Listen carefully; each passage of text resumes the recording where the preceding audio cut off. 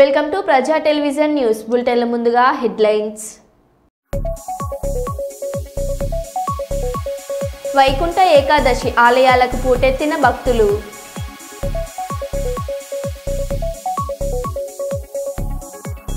ఢిల్లీని కప్పేసిన పొగమంచు, కనిష్ట ఉష్ణోగ్రత 6.4 డిగ్రీలు.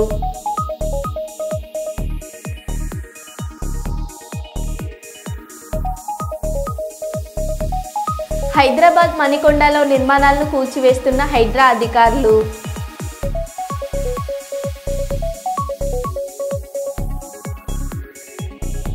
అభిమానులపై డిప్యూటీ సీఎం పవన్ కళ్యాణ్ ఆగ్రహం.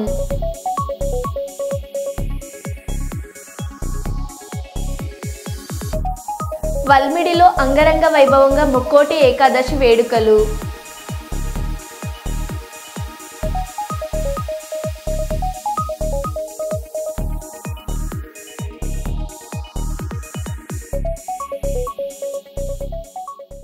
ఇక వివరాల్లోకి వెళ్తే, మంగళగిరి మంగళాద్రి శ్రీ లక్ష్మీ నరసింహస్వామి వారి ఆలయంలో వైకుంఠ ఏకాదశి సందర్భంగా ఉత్తర ద్వారం వద్ద దర్శనమిస్తున్న శ్రీ లక్ష్మీ నరసింహస్వామి వారు అశేష సంఖ్యలో హాజరైన భక్తులు స్వామివారిని దర్శించుకుంటున్న దృశ్యం.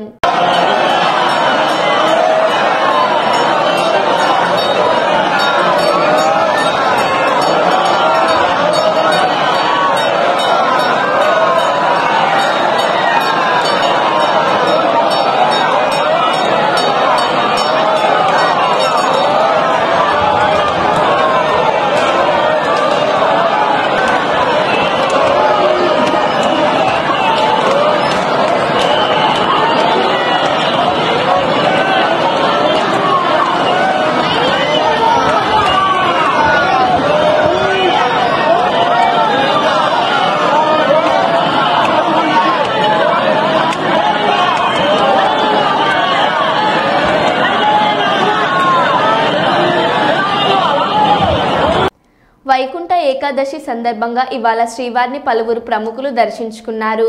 కేంద్ర మంత్రి రామ్మోహన్ నాయుడు తన కుటుంబంతో కలిసి దర్శనం చేసుకున్నారు. AP speaker Ayyanna Patrudu Raghuramakrishnaraju, Telangana deputy CM బట్టి విక్రమార్క, ఏపీ మంత్రులు వంగలపూడి అనిత, పార్థసారథి, సవితా రామానాయుడు శ్రీవారిని దర్శించుకున్నారు. రామ్దేవ్ బాబా, నందమూరి రామకృష్ణ, వసుంధర, సుహాసిని ఉత్తర ద్వార దర్శనం చేసుకున్నారు.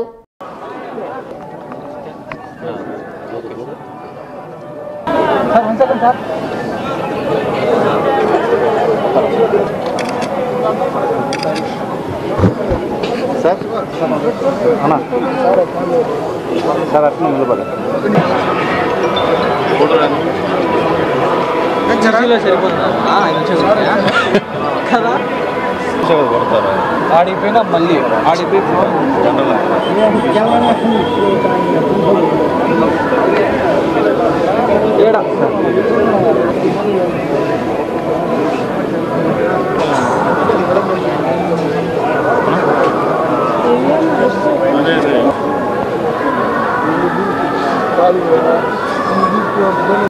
తిరుపతి తొక్కిసలాట ఘటన బాధితులకు జగన్ పరామర్శ ఘటన వివరాలు అడిగి తెలుసుకున్న వైఎస్ జగన్, పోలీసులు పట్టించుకోలేదని మొరపెట్టుకున్న బాధితులు.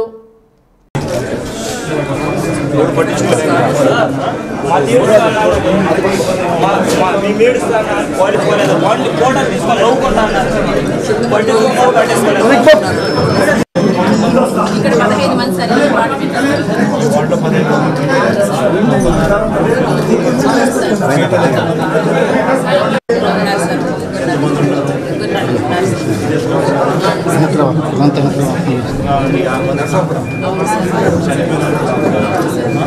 అన్ని లొకేషన్లో జరిగినట్టు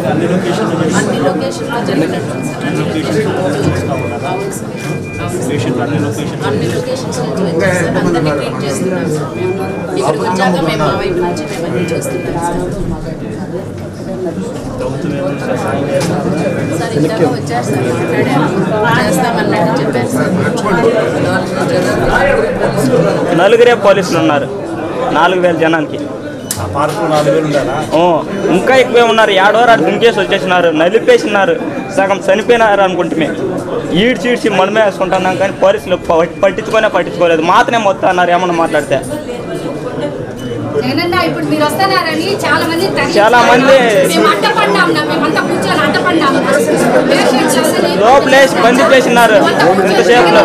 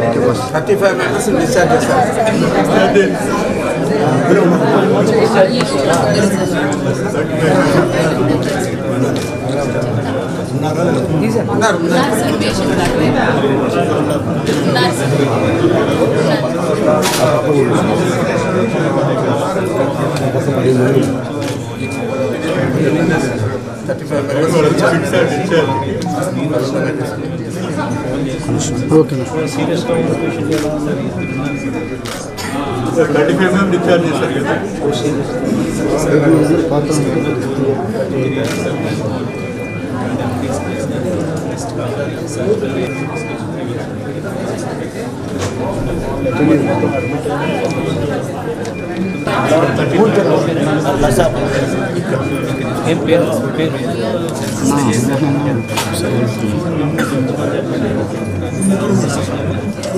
ఎంతమంది అడ్మిట్ అయ్యారు?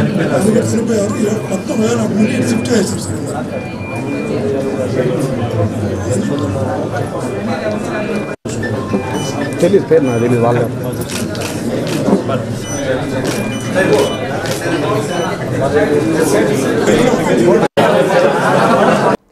తిరుపతి ఆంధ్రప్రదేశ్ రాష్ట్ర ముఖ్యమంత్రి నారా చంద్రబాబు నాయుడు కామెంట్స్. శ్రీవారి భక్తులకు జరిగిన ఘటన బాధాకరం. ప్రమాద ఘటనకు కారకులపై జ్యుడిషియల్ ఎంక్వైరీ వేస్తున్నాము. బాధితులకు అండగా ఉంటాము. తొక్కిసలాటలో మృతి చెందిన 6గురిని గుర్తించాము. మృతుల కుటుంబాలకు ఒక్కొక్కరికి 25 లక్షలకు నష్టపరిహారం ఇస్తున్నాము. కుటుంబంలో ఒక్కొక్కరికి కాంట్రాక్ట్ ఉద్యోగం కల్పిస్తాం. సీరియస్గా ఉన్న 20కి 5 లక్షల నగదు పాటు కోల్పోయినంత వరకు వైద్య సేవలు అందిస్తాము. గాయాల పాలైన 32 మందికి 2 లక్షల తక్షణ సహాయం అందిస్తాము. ఘటన ప్రాంతంలో విధుల్లో ఉన్న డీఎస్పీ రమణ కుమార్, గోశాల డైరెక్టర్ హరినాథ్ రెడ్డిని సస్పెండ్ చేస్తున్నాము. జిల్లా ఎస్పీ సెల్ ఎల్ Subbarayudu, JEO Gautami, chief security vigilance శ్రీధర్ను బదిలీ చేస్తున్నాము. తప్పు చేసిన వారిని ఎవరిని వదిలిపెట్టమన్నారు. ఒక భక్తుడుగా, ఒక ముఖ్యమంత్రిగా ఈ దివ్యక్షేత్రం యొక్క పవిత్రత కాపాడే బాధ్యత ఎప్పుడూ తీసుకుంటున్నాను, ఇప్పుడు కూడా తీసుకుంటాను. అయితే జరిగిన సంఘటన చూసిన తర్వాత నేను సైట్ దగ్గరికి వెళ్ళాను. సైట్ అంతా కూడా చాలా డీటెయిల్డ్గా పరిశీలించాను. అక్కడి నుంచి హాస్పిటల్కి వెళ్ళాను, అందరితో మాట్లాడాను. కొంతమంది కుటుంబ సభ్యుల్ని, వాళ్ళ గ్రామస్తుల్ని, బంధువులు పోగొట్టుకుని ఉన్నారు హాస్పిటల్. ఇంకా వాళ్ళతో కూడా మాట్లాడాను. తర్వాత వచ్చి ఆఫీసులో కూడా కొంత సమీక్ష చేశాను. నేను అన్ని విధాల, అన్ని కోణాల్లో నాకు సమాచారం ఉంటే దాన్ని బట్టి ఇలాంటి సంఘటనలు పునరావృతం కాకుండా ఉండడానికి ఎలాంటి నిర్ణయాలు చేస్తే దోహదం చేస్తాయో అలాంటి నిర్ణయాలు చేయాలనేది నా ఉద్దేశం. నేను ఏం చేసినా కూడా నా మనస్సాక్షిగా ఈ దివ్య క్షేత్రాన్ని మళ్లీ పవిత్రత కాపాడడానికి ప్రయత్నం చేస్తాను.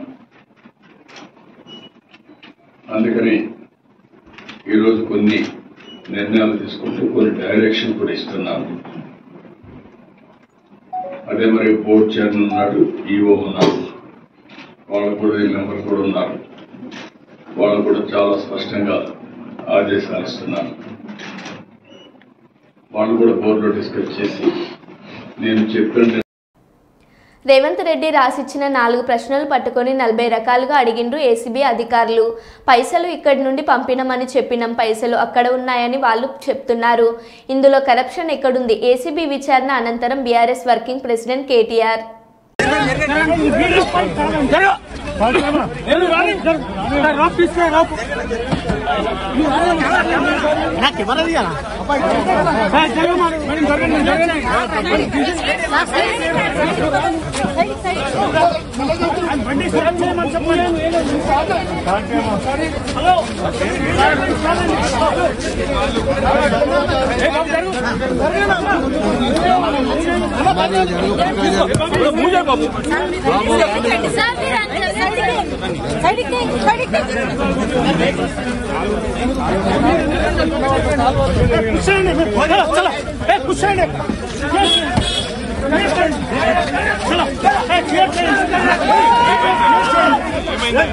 మీడియా మీద దాడి ప్రాబ్లం ఏంది ఇక్కడ మాట్లాడుతుంది మీడియా పాయింట్ ప్రాబ్లం ఏడుంది మీడియా ఎక్కడుంది మీ పార్టీ ఆఫీస్కి వస్తారు అక్కడికి వెళ్ళండి ఇక్కడ మాట్లాడితే ఏం వచ్చింది ఏం ఇబ్బంది ఏం ట్రాఫిక్ అలో చేయాలి భయం ఎందుకు మాట్లాడితే మీడియాతో మరి భయం కాకపోతే మా డ్యూటీ మేము చేస్తున్నాం కూర్చోండి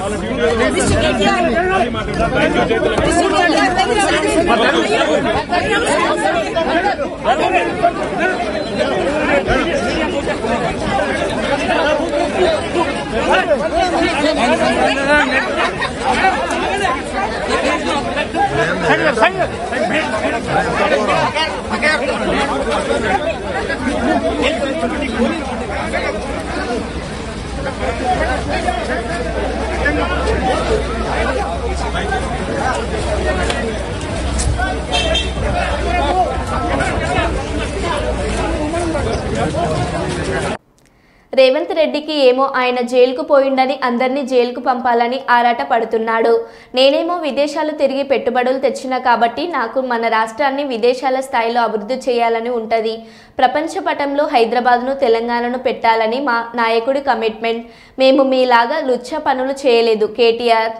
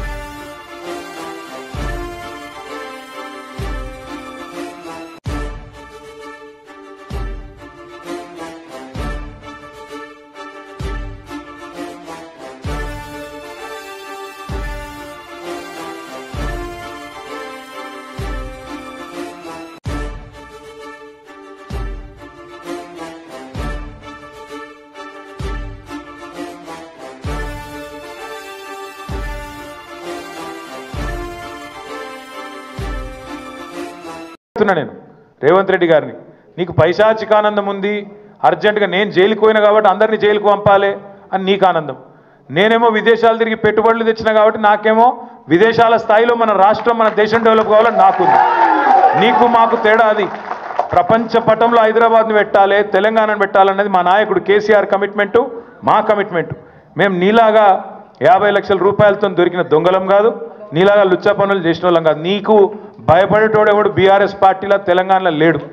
ఆదిలాబాద్ జిల్లా మరియు ఆసిఫాబాద్ జిల్లాలోని పలు కార్యక్రమాలు చేసిన అనంతపురం గౌరవ తెలంగాణ జాగృతి అధ్యక్షురాలు ఎమ్మెల్సీ కల్వకుంట్ల కవితక్క ఎమ్మెల్యే కోవ లక్ష్మి నివాసంలో నిర్వహించిన మీడియా సమావేశంలో బోధ్ ఎమ్మెల్యే అనిల్ జాదవ్ గారితో కలిసి పాల్గొన్న ఆదిలాబాద్ మాజీ జెడ్పీ చైర్మన్ జనార్దన్ రెడ్డి రాథోడ్. పత్రికా మిత్రులు పొద్దున్న నుండి చాలా ఓపికగా ఇన్ని మండలాలు మేము తిరుగుతుంటే మాతో పాటు మీరు కూడా తిరిగి మరి మా అన్ని కార్యక్రమాలను ప్రజలకు చూపించేటటువంటి ప్రయత్నం చేసినందుకు ముందుగా మీకు మనస్ఫూర్తిగా ధన్యవాదాలు. అట్లానే ప్రతి మండలం నుంచి తరలి వచ్చినటువంటి బీఆర్ఎస్ పార్టీ కార్యకర్తలకు, నాయకులకు అందరికీ మనస్ఫూర్తిగా నమస్కారాలు తెలియజేస్తా ఉన్నాను. ఈ ఆదిలాబాద్, పాత ఆదిలాబాద్ ఇప్పుడు ఆసిఫాబాద్ జిల్లాకు ఎంటర్ అవుతూనే గౌరవనీయులు సోదరులు మరి బోత్ నియోజకవర్గ శాసనసభ్యులు అనిల్ జాదవ్ గారి దగ్గరికి ముందుగా వెళ్ళి వారితో సహా ఇప్పుడు ఆసిఫాబాద్కి రావడం జరిగింది. మరి పొద్దున్న నుండి ఆసిఫాబాద్లో ప్రతి ఒక్క మండలం తిరుగుతూ ఉన్నాం. ఇప్పుడు వేదిక మీద ఉన్నటువంటి గౌరవ పెద్దలు అక్క స్థానిక శాసనసభ్యులు కోవా లక్ష్మి గారికి, అట్లానే జనార్దన్ రాథోడ్ గారికి, అట్లానే రవీందర్ సింగ్ అన్న గారికి, అట్లానే మన రాజరెడ్డి అన్న గారికి, ఇంకా మిగతా పెద్దలు నాయకులు అందరికీ కూడా నమస్కారం తెలియజేస్తూ మరి ఆసిఫాబాద్ జిల్లా ప్రజలందరికీ కూడా ఉద్యమాభివందనాలు. ఎందుకు ఈ మాట చెప్తా ఉన్నామంటే ఇక్కడ ఎక్కడ కలిసినా కూడా అందరూ కూడా ఉద్యమం నుంచి ఉన్నటువంటి వారే, అందరూ కూడా ఉద్యమ సోయితో ఎక్కడికి వెళ్ళినా మరి సార్ని అడిగినట్టు చెప్పండి అని చెప్తా ఉన్నారు.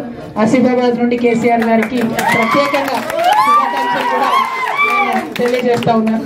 అదేవిధంగా మరి ఆసిఫాబాద్ అనేటటువంటిది ఇదివరకు జిల్లాగా ఉండే, కానీ దాన్ని కాంగ్రెస్ ప్రభుత్వాలు వచ్చిన తర్వాత ఉమ్మడి రాష్ట్రంలో ఆసిఫాబాద్ నుండి తరలించి ఆదిలాబాద్కి తీసుకొని పోయింది. తెలంగాణ ఉద్యమ సందర్భంలో కూడా కేసీఆర్ గారు అనేక మార్లు చెప్పింది, మేము రాష్ట్రం ఏర్పడిన తర్వాత చిన్న జిల్లాలు చేసుకుంటాం, చిన్న జిల్లాలు చేసుకుంటే ప్రజలకు సేవలు అందించేటటువంటి ఆస్కారం ఎక్కువ ఉంటుంది, ఇంత పెద్ద జిల్లా అటవీ జిల్లా ఆదిలాబాద్ జిల్లా కాబట్టి చిన్న జిల్లాలు చేసుకుంటామని కేసీఆర్ గారు చాలా సందర్భాల్లో చెప్పారు. చెప్పినట్టుగానే తెలంగాణ రాష్ట్రం ఏర్పడిన తర్వాత ఆసిఫాబాద్ జిల్లా కేంద్రమైంది. ఇవాళ జిల్లా కేంద్రం కావడంతో పాటు అన్ని రకాల అభివృద్ధి పనులు, కలెక్టరేట్ కావచ్చు, ఎస్పీ ఆఫీస్ కావచ్చు, ప్రజలకు అందుబాటులో ప్రభుత్వం సేవలు రావడం, అదేవిధంగా మెడికల్ కాలేజ్ రావడం, అదేవిధంగా అంతకుముందు ఇక్కడ కొన్ని మండలాలు బెజ్జూరు నుంచి కానీ ఇక్కడ నుంచి ఆదిలాబాద్ పోవాలంటే దాదాపు 2 గంటలు పట్టేటటువంటి పరిస్థితి ఉండే.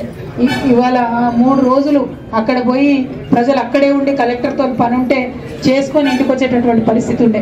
ఇవాళ ఆ పరిస్థితులన్నీ కూడా తొలగిపోయే విధంగా ప్రజలకు అందుబాటులో పాలన తీసుకురావడం ఒక దూరదృష్టితోని తెలంగాణ ప్రజలు బాగుండాలనేటటువంటి ఉద్దేశంతో కేసీఆర్ గారు ఆసిఫాబాద్ జిల్లాను ఏర్పాటు చేయడం జరిగింది. ఇవాళ జిల్లా హెడ్ క్వార్టర్ చూస్తుంటే నిజంగా చాలా గర్వం అనిపిస్తున్నది. ఎందుకంటే ఆసిఫాబాద్లో మెడికల్ కాలేజ్ రావడం అన్నది చాలా మంది ఊహించినటువంటి పరిస్థితి, కానీ మెడికల్ కాలేజ్ ఇక్కడికి రావాల్సిందే అని పట్టుబట్టి కేసీఆర్ గారు మెడికల్ కాలేజ్ని ఏర్పాటు చేయడం జరిగింది. అట్లనే అనేక కార్యక్రమాలు చేసినాం కేసీఆర్ గారి హయాంలో. స్కూళ్ళు కావచ్చు ప్రత్యేక శ్రద్ధ పెట్టి, మరి ఎస్టీ గురుకులాలు కావచ్చు, ఎస్సీ గురుకులాలు కావచ్చు, ఏకలవ్య స్కూల్స్ కావచ్చు, మైనారిటీ రెసిడెన్షియల్ స్కూల్స్ కావచ్చు. ఎస్టీ గురుకులాలు పెడితే అందులో ఎస్టీ ఆడపిల్లల కోసం డిగ్రీ కాలేజ్ కూడా పెట్టినటువంటి ప్రభుత్వం కేసీఆర్ గారి ప్రభుత్వం. అంటే ప్రజల పట్ల, ముఖ్యంగా ఆడబిడ్డల పట్ల ఎంత ప్రేమతో కేసీఆర్ గారు పనిచేసిందన్నది ఆసిఫాబాద్ జిల్లా ప్రజలందరి దృష్టిలో ఉన్నది. మరి ఇప్పుడున్నటువంటి ప్రభుత్వాన్ని కూడా మేము అదే కోరినాం, ఏదన్నా ప్రభుత్వం మంచి పని చేస్తే దాన్ని కొనసాగించాలి. కేసీఆర్ గారు చక్కగా గురుకులాలు పెడితే ఆ గురుకులాలను బాగా చూసుకోవాల్సినటువంటి బాధ్యత ఇప్పుడున్నటువంటి ప్రభుత్వం మీద. కేసీఆర్ గారి హయాంలో ఆడబిడ్డలకు రక్షణ ఉంటే దాన్ని కొనసాగించాల్సినటువంటి అవసరం ఇప్పుడున్నటువంటి ప్రభుత్వానికి ఉన్నది. కానీ ఇవాళ ఇక్కడ నేను విజిట్ చేసినప్పుడు 2 హృదయ విదారకమైనటువంటి సంఘటనలు చూడడం జరిగింది. ఒకటి, ముందుగా నేను జైనూరు పోయినాను, అక్కడ నీలాబాయి అనేటటువంటి మహిళ మీద మరి అత్యాచార యత్నం జరిగిన తర్వాత చాలా దారుణంగా ఆమెను గాయపరిచి మరి ఆ అమ్మాయి బాగా ఇబ్బంది పడి హాస్పిటల్లో చేరినటువంటి పరిస్థితి. ప్రభుత్వం కనీసం ఆ అమ్మాయికి మంచి వైద్యం చేయించి ఏదన్నా ఆదుకునేటటువంటి ప్రయత్నం కానీ, మరి ఆ చేసినటువంటి వ్యక్తులకు శిక్ష పడేటటువంటి ఆస్కారం కానీ లేకుండా చేయడం నిజంగా బాధాకరం. అక్కడ ఏం జరిగింది, జైనూరులో ఆ ఘటన జరగగానే అందరూ కూడా తన అభిమానులపై డిప్యూటీ సీఎం పవన్ కళ్యాణ్ ఆగ్రహం వ్యక్తం చేశారు. తిరుపతి తొక్కిసలాటలో గాయపడిన బాధితులను పరామర్శించేందుకు ఆసుపత్రికి పవన్ కళ్యాణ్ వెళ్లారు. ఈ క్రమంలో అక్కడికి చేరుకున్న అభిమానులు పెద్దగా నినాదాలు చేశారు. దీంతో మనుషులు చనిపోయారు, ఇది ఆనందించే సమయమా, ఏడ్చే సమయమా, మీకు బాధ లేదా, కొంత కూడా బాధ్యత లేకపోతే ఎలా అని మండిపడ్డారు.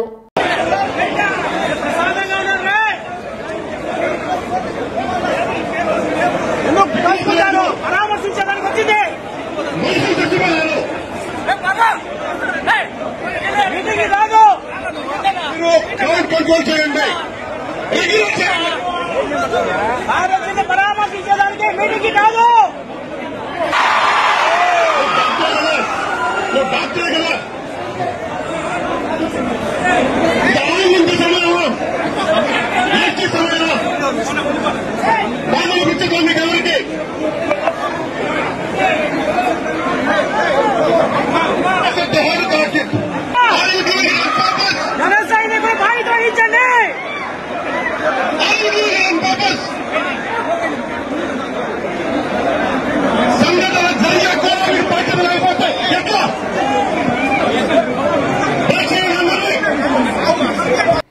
శంకర్ దర్శకత్వంలో రామ్ చరణ్ హీరోగా నటించిన చిత్రం గేమ్ చేంజర్ ఇవాళ థియేటర్లలో విడుదలైన ఈ చిత్రం పాజిటివ్ టాక్ అందుకుంది.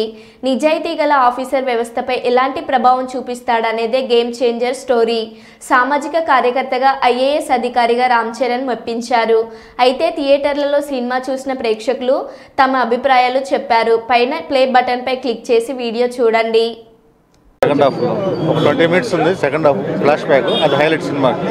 బ్లాక్ బాస్టర్ సెకండ్ హాఫ్ అన్న అవరు కొట్టాడు. అసలు అప్పన్నారు, అసలు చిట్టుబాబుని కొట్టిన అప్పన్న. అసలు రంగస్థలం ఏదైతే మనకి నేషనల్ అవార్డు మిస్ అయిందో దీనికైతే మంచిగా తీసుకొస్తాం నేషనల్ అవార్డు. అయితే ఆ లెవెల్లో ఉంది. ఆ 30 minutes అసలు ఎక్స్ట్రాడనరీ 30 minutes. అసలు సెకండ్ హాఫ్ చాలా బాగుంది. ఫస్ట్ హాఫ్ కొంచెం డిసప్పాయింట్ చేసినా సరే second half excellent. Second half అసలు చాలా బాగుంది. అందరు యాక్టింగ్ బాగుంది. అంజలి గారి యాక్టింగ్ అయినా సరే, రామ్ చరణ్ గారి యాక్టింగ్ అయినా సరే, సూర్యద్ అయినా సరే, శ్రీకాంత్ అయినా సరే, అందరూ ఇరగొట్టారు యాక్టింగ్. అసలు second half block buster second half. అసలు శంకర్ గారి డైరెక్షన్ అన్నది వేరే లెవెల్లో తీశారు. ఎక్స్ట్రాడినరీ డైరెక్షన్ చేశారు ఆయన. దానికి తగ్గట్టుగా మన హీరో రమణ్ చరణ్ గారి యాక్టింగ్ అది అల్టిమేట్ ఆసమ్. జరగండి సాంగ్ రిలీజ్ అయినప్పుడు ఏదో అనుకున్నాము అన్నట్టు మించుంది నిజంగా. విజువల్స్ కానీ, శంకర్ గారి డైరెక్షన్ కానీ, కొరియోగ్రాఫర్ కానీ, కథనం కానీ రెండు కూడా అన్ని ఓవరాల్గా ప్రేక్షక అభిమానులందరికీ సంక్రాంతికి 3 రోజులు ముందే వచ్చింది. 2.5 hours మీరు సీట్లో స్టిక్ అయిపోయి ఉంటారు అంతే, మాట్లాడే పనే లేదు. అసలు చాలా బాగా చూపించారండి. ఎవరిని ఇది చేయలేదు, బాగా అందరినీ బాగా చూపించారు. అసలు లాగ్ అదే ఇంపార్టెన్స్. అసలు మీరు కూర్చుంటే 2.5 hours అట్లా అయిపోతుంది అంతే. You don't know. శంకర్ గారు కంబ్యాక్ ఈ మూవీ ఫ్రమ్ లాంగ్ టైమ్ మనకి వెయిట్ చేస్తున్నాం. నేను శంకర్ గారు పెద్ద ఫ్యాను, ప్రేమికుడు, జెంటిల్ అప్పటి నుంచి. కానీ this is the movie comeback. Open చెప్తున్నా, రామ్ చరణ్ అన్న ఐఏఎస్ క్యారెక్టర్లో జీవించాడు. అసలు అప్పన్న క్యారెక్టర్ ప్రాణం నేషనల్ అవార్డు పక్కా వస్తుంది. సెకండ్ హాఫ్లో మాత్రం ఇచ్చి పడేసిండు. గత కొంతకాలంగా తాగునీటికి తీవ్ర ఇబ్బందులు పడుతూ పలువురు ప్రభుత్వ అధికారుల చుట్టూ ప్రదక్షిణలు చేస్తున్నా ఏ ఒక్కరూ పట్టించుకోవడం లేదంటూ ఆగ్రహించిన గ్రామస్తులు కుప్పం గుడుపల్లి జాతీయ రహదారిని అడ్డుకున్నారు. గ్రామ పంచాయతీ సర్పంచ్ నారాయణ మాట్లాడుతూ గ్రామ ప్రజలు తాగునీటి కోసం తీవ్ర ఇబ్బందులు ఎదుర్కొంటున్నారని తెలిపారు. గ్రామ బోరుకు అతి సమీపంలో జమున అను రైతుకు సంబంధించిన భూమిలో వ్యవసాయ బోరు వేయడం వల్ల గ్రామ బోర్లో నీటి శాతం తగ్గి గ్రామ ప్రజలు ఇబ్బందులు ఎదుర్కొంటున్నట్టు తెలిపారు. వాల్టా చట్టాలను అధిగమించి రైతు ప్రభుత్వ బోరుకు అతి సమీపంలో కేవలం 34 మీటర్ల దూరంలో బోరుబావి తవ్వించడంపై గ్రామస్తులు అభ్యంతరం తెలుపుతూ ప్రభుత్వ అధికారులను ఆశ్రయించినట్లు తెలిపారు. ఇందువల్ల ట్రాఫిక్ తీవ్ర అంతరాయం కలిగి ప్రయాణికులు ఇబ్బందులు ఎదుర్కొంటున్నారు. ఇంత జరిగిన అధికారులు స్పందించుకోకపోవడంపై ఆగ్రహించిన గ్రామస్తులు ప్రైవేట్ బోరుకు వెళ్తున్న విద్యుత్ తీగలను తీసివేసి నిరసన వ్యక్తం చేశారు.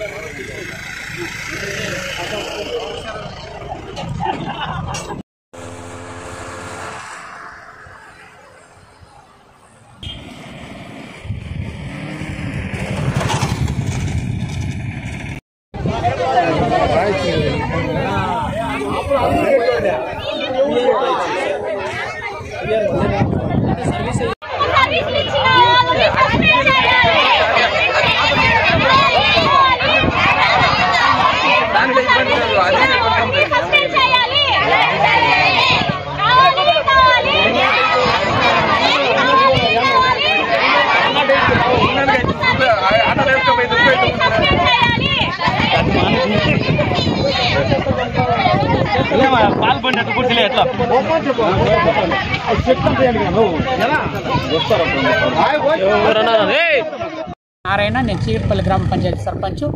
కోటపల్లి గ్రామంలో 2018లో గత ప్రభుత్వము 2018లో చంద్రబాబు నాయుడు పీరియడ్లో ఈ బోరు వాటర్ సమస్య ఉండింది. దానివల్ల ప్రత్యేక శ్రద్ధతో బోరు వేయించినారు.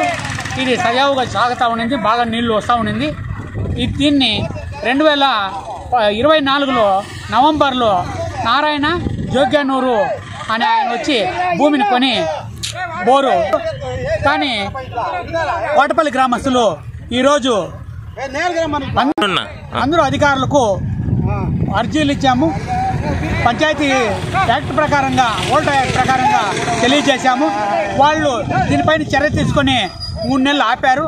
కానీ నారాయణప్ప అనే ఆయన కోర్టుకు పోయి నేను మా ఆంజో ఆర్డర్స్ తీసుకొని వచ్చానని చెప్పి వేరే సర్వీసులో కొత్తూరు కాడ ఉన్న సర్వీస్ని కోటపల్లి కాడ తీసుకున్నానని చెప్పి నమ్మబలికి ఈ కోర్టులో ఆర్డర్ తీసుకొని వచ్చి సర్వీస్ చేసుకున్నాడు. దీనిపైన గ్రామంలో నీటి ఎద్దడి ఏర్పడి గ్రామానికి నీళ్లు లేక గ్రామ ప్రజలందరూ రోడ్డు పైన వచ్చే పరిస్థితి తీసుకొని వచ్చారు. కాబట్టి సదరి సమస్య పైన అధికారులు స్పందించి కోటపల్లి గ్రామస్తులకు న్యాయం చేకూర్చాల్సిందిగా కోరుతున్నాం సార్. మరో బులెటిన్లో మళ్ళీ కలుద్దాం. Stay tune.